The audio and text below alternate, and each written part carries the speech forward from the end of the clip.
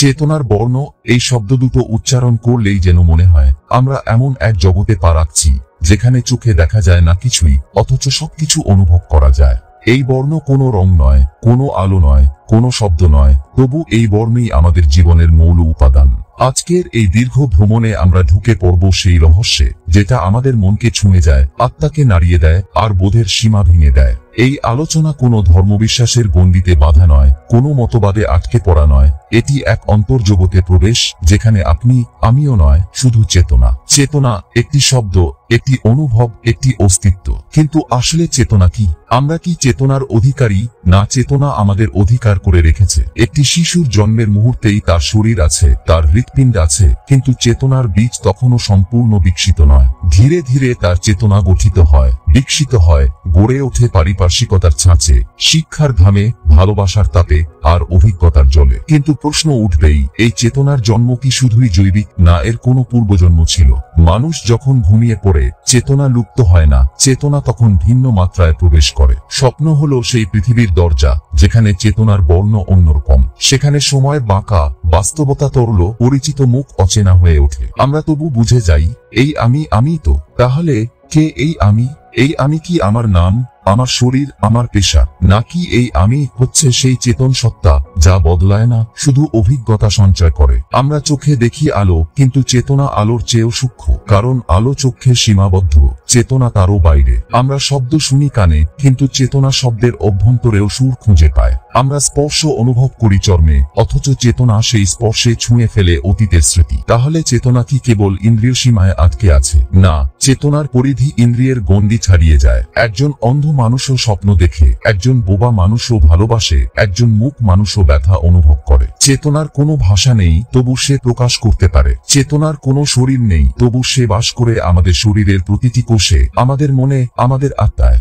একজন চিন্তাশীল মানুষ চেতনার গভীরে ডুব দেয়। তার জন্য ভাবনা কেবল কাজের উপাদান নয়, ভাবনা তার আত্মার স্নান। সেভাবে আমি কে? এই প্রশ্নটি যেদিন মানুষের ভিতরে দগদগে আগুনের মতো জ্বলতে শুরু করে, সেদিন থেকেই চেতনার যাত্রা শুরু হয়। আর সেই যাত্রা শেষ হয় না। চেতনার বর্ণ কেমন? আকাশের নীল, রক্তের লাল, ধূপের ধোঁয়ার মতো ধূসর, নাকি সূর্যাস্তের কমলা? না, চেতনার কোনো বাহ্যিক রং নেই। চেতনার রং অনুভবে ধরা পড়ে, উপলব্ধির গভীরে খেলে। দুঃখে চেতনা নীল হয় না, বরং সে হয়ে ওঠে নীরব। সুখে চেতনা রঙিন হয় না, সে হয়ে ওঠে প্রসারিত। তখন আমাদের ভিতরটা প্রশান্ত হয়, চোখ ঝাপসা হয়, হৃদয় ভার হয়ে ওঠে। এই ভারটা কোন পাথর নয়, এই ভার এক অনুভব, একই সঙ্গে নিঃশ্বাস আর নির্ঘুমতা। চেতনার তিনটি স্তর আমরা অনুভব করি। প্রথমত, বাহ্যিক চেতনা, যেটা দিয়ে আমরা জাগতিক বিষয়ে বুঝি, চিন্তা করি, সিদ্ধান্ত নিই। দ্বিতীয়ত, অন্তঃচেতনা, যা আমাদের অভ্যাস, স্মৃতি, অনুভব আর গভীর বিশ্বাসের গর্ভে বাস করে। এবং তৃতীয়ত, পরচেতনা, যেটা সচেতন ও অবচেতনের মাঝে সেতুবন্ধন গড়ে তোলে, আমাদের গভীরতর আমির সঙ্গে সংযোগ ঘটায়। এই তৃতীয় স্তরই মানুষকে দার্শনিক করে তোলে, সাধক করে তোলে, কবি করে তোলে, কখনো বিপ্লবী করে তোলে। কারণ এই স্তরে মানুষ উপলব্ধি করে সে শুধু একজন পেশাজীবী নয়, সে শুধু সন্তানের বাবা মা নয়, সে শুধুই একজন নাগরিক নয়, সে আসলে এক চেতন সত্তা যাকে এই পৃথিবীর গণ্ডি দিয়ে মাপা যায় না।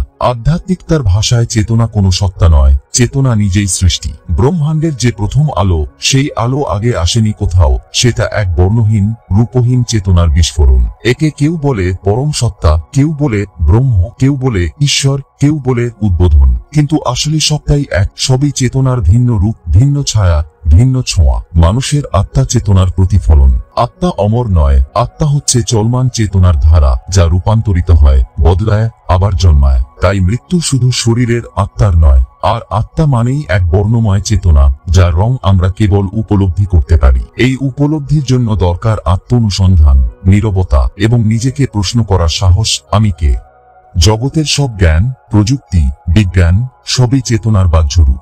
এই চেতনা যখন ছুঁয়ে ফেলে হৃদয়, তখন তা হয়ে ওঠে প্রেম। যখন ছুঁয়ে ফেলে যুক্তি, তখন তা হয়ে ওঠে জ্ঞান। যখন ছুঁয়ে ফেলে শ্রদ্ধা, তখন তা হয়ে ওঠে ভক্তি। আর যখন চেতনা নিজের দিকে ফিরে তাকায়, তখনই সে হয়ে ওঠে উপলব্ধি। চেতনার এই বর্ণ কি দেখা যায়?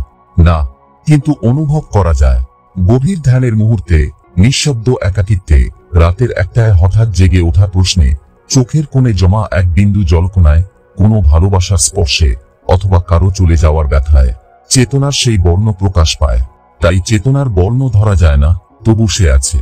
সে এমন এক আলো যা অন্ধকারেও জ্বলে, এমন এক শব্দ যা নীরবতায় বাজে, এমন এক ছায়া যা ছায়ারও বাইরে। এই চেতনার সঙ্গে যুক্ত হতেই মানুষ শিল্পী হয়, ভাবুক হয়, কখনো সন্ন্যাসী হয়ে পাহাড়ে চলে যায়, কখনো কবি হয়ে কলমে আগুন ধরায়, আবার কখনো শিশুর মতো হেসে ফেলে, কারণ সে বুঝে যায় সবকিছুর গভীরে যা আছে সেটা হচ্ছে এক অনির্বচনীয় চেতনা, যার কোনো শুরু নেই, শেষ নেই, কেবল এক প্রবাহমান সত্তা। তুমি যদি এখনো শুনছো, তবে জেনে রেখো, তুমি চেতনার পথেই হেঁটে চলেছ। এই মুহূর্তে তুমি কেবল কোনো কথা শুনছো না, তুমি নিজের ভিতরে ডুব দিচ্ছ। সেই ডুবই তোমার উত্তর হবে। নিজের ভিতরের চেতনাকে জাগাও, প্রশ্ন করো, অনুভব করো, ভালোবাসো। কারণ চেতনার বর্ণ শুধু জেনে নয়, বাঁচিয়ে তোলা যায়।